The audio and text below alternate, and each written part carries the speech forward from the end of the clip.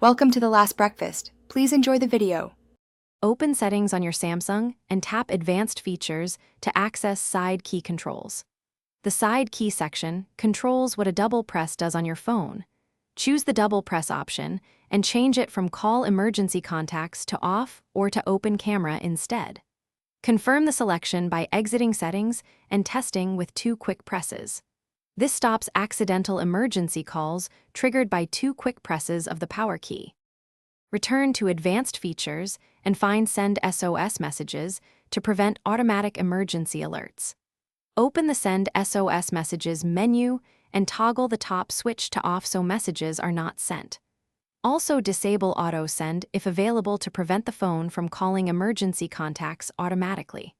Save settings and test by holding the side key briefly rather than pressing repeatedly. This ensures the phone will not transmit your location or attempt a call after repeated presses. Open the Contacts app and tap Emergency Contacts to review who will be called in an emergency.